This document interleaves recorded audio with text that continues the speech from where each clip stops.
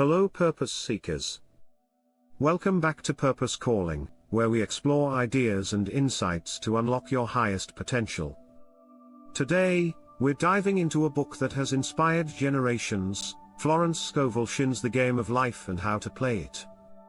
Now, let me ask you this, have you ever felt like life is just one big battle you can never win? Well, here's a twist you didn't see coming. Shinn doesn't think life is a battle at all. She calls it a game. A game you can master, once you learn the rules. Stick around because later in this video, we'll uncover a powerful secret she calls the law of substitution. Trust me, this one idea might change how you approach every challenge. The game of life, it's not what you think.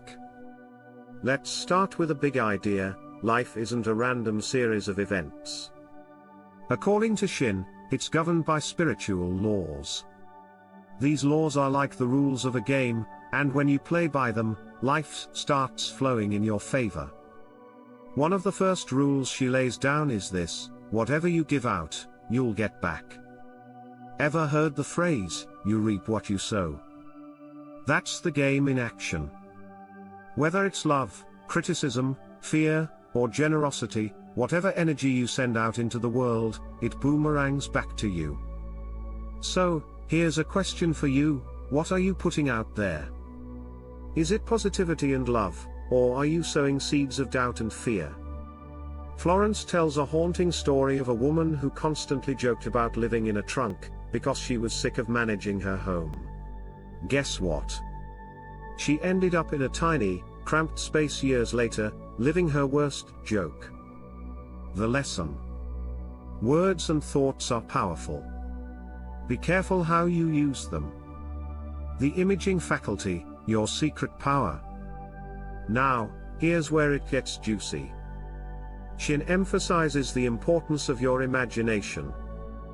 She calls it the scissors of the mind, constantly cutting out the pictures you eventually live. Whatever you imagine, good or bad, becomes your reality. Let's get practical. Picture this: a woman obsessed over a rare disease she feared catching. She read about it, talked about it, and visualized it until, yes, she actually contracted it. Her imagination became her reality.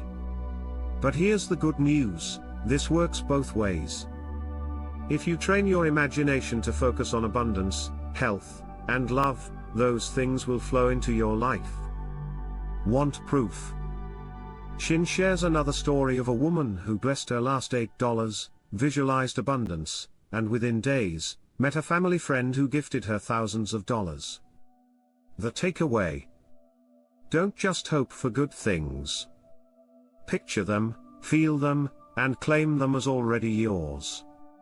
The 3 levels of mind.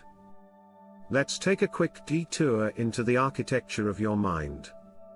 Shinn says we all operate through 3 levels. The subconscious mind, this is your yes man. It doesn't question, it just obeys. The conscious mind, this is the thinking, reasoning part of you. It decides what to focus on. The superconscious mind, this is your direct line to the divine, where your highest good lives. Here's the kicker: your subconscious mind runs the show, but it takes orders from your conscious mind. So, when you think thoughts of lack, fear, or failure, your subconscious gets to work creating those outcomes. But when you consciously affirm success, health, and abundance, the subconscious delivers those instead. Think of it this way: your mind is like a garden. If you plant weeds of doubt and negativity, they'll grow. But if you plant seeds of faith and joy, you'll reap a harvest of blessings. The law of substitution, a game changer. Okay, as promised, here's the part you've been waiting for: the law of substitution. Shinn explains that when something isn't working out, whether it's a job, relationship, or even a goal, you don't lose anything by letting it go. Why? Because the universe will always replace it with something better. One woman in Shinn's book was desperate to marry a certain man. But instead of forcing the situation, she affirmed that the right man, her divine selection, would find her. And guess what? She eventually met someone who loved and cherished her far more than her original crush ever could. So, here's the big takeaway: don't cling to what isn't working. Trust that the universe has a better plan. The power of words. Shinn famously said, "By your words, you are justified, and by your words, you are condemned." That's not just poetic, it's a law. Here's a fun experiment: start paying attention to the words you use daily. Are you saying things like, "I'm always broke," or "nothing ever works out for me"? Shinn would argue you're speaking those realities into existence. Instead, try flipping the script. Replace "I'm broke" with "money flows to me in expected and unexpected ways." Or switch "nothing works out" to "everything is unfolding perfectly for my highest good." Yes, it might feel awkward at first, but stick with it. Words are vibrations, and they have the power to reshape your reality. Facing fear with faith. Shinn doesn't sugarcoat it: fear is the biggest obstacle in the game of life. But she also gives us the antidote: faith. She calls fear inverted faith, or faith in the wrong things. One powerful affirmation she shares is, "I walk fearlessly in faith, knowing only good lies before me." Try saying that next time you feel paralyzed by doubt. And remember, every time you face a fear head-on, it shrinks. Shinn tells the story of a woman terrified to walk under a ladder. After finally mustering the courage, she returned later to find the ladder was gone. It's a beautiful metaphor for how fear dissipates when you stop resisting it. Casting the burden. Ever feel like you're carrying the weight of the world on your shoulders? Shinn introduces a practice called casting the burden, where you hand over your worries to the divine. Here's how it works: the next time you feel overwhelmed, say this affirmation: "I cast this burden on the Christ within, and I go free." Repeat it until you feel a sense of relief. One of Shinn's students used this to resolve a financial crisis.